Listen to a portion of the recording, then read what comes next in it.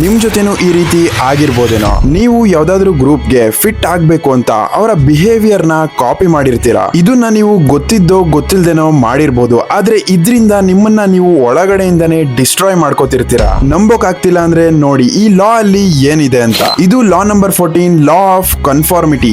ಯಾವಾಗ ನೀವು ನಿಮ್ಗೆ ಅಟೆನ್ಷನ್ ಕೊಡದೇ ಇರೋ ಗ್ರೂಪ್ ಅಲ್ಲಿ ಇರ್ತೀರಾ, ಆಗ ನೀವು ಒಬ್ಬ ಡಿಫ್ರೆಂಟ್ ಪರ್ಸನ್ ಆಗ್ತೀರಾ. ನೀವು ಅವರ ಅಟೆನ್ಷನ್ ಪಡ್ಕೊಳ್ಳೋಕೆ ಮತ್ತೆ ಆ ಗ್ರೂಪಿಗೆ ಫಿಟ್ ಆಗೋಕೆ ಅವರ ಮಾತನ್ನ ಮತ್ತೆ ಅವರು ಮಾಡೋಂತ ಕೆಲ್ಸನ ಕಾಪಿ ಮಾಡೋದಕ್ಕೆ ಸ್ಟಾರ್ಟ್ ಮಾಡ್ತೀರಾ. ಇದರಿಂದ ಅವರು ನಿಮ್ಗೂನು ಕೂಡ ಅಟೆನ್ಷನ್ ನ ಕೊಡ್ತಾರೆ ಅಂತ. ಆದ್ರೆ ಇದೇ ತರ ನೀವು ಬೇರೆಯವರನ್ನ ಕಾಪಿ ಮಾಡೋದ್ರಿಂದ ನೀವು ನಿಮ್ಮ ಓನ್ ಯೂನಿಕ್ನೆಸ್ ನ ಕಳ್ಕೋತೀರಾ. ಇದರಿಂದ ನೀವು ಒಬ್ಬ ವೀಕ್ ಪರ್ಸನ್ ಆಗಿ ಕಾಣಿಸ್ತೀರಾ. ಅದಕ್ಕೆ ಯಾವಾಗ್ಲೂ ಯಾವ ರೀತಿ ಜನರ ಜೊತೆ ಇರಿ ಅಂದ್ರೆ ಅವರಿಗೆ ನಿಮ್ಮನ್ನ ರೆಸ್ಪೆಕ್ಟ್ ಮಾಡೋದು ಗೊತ್ತಿರಬೇಕು. ಇದರಿಂದ ನೀವು ಅವರಿಗೋಸ್ಕರ ನಿಮ್ಮನ್ನ ನೀವು ಬದಲಾಯಿಸ್ಕೊಳ್ಳೋ ಅವಶ್ಯಕತೆ ಬರಬಾರ್ದು.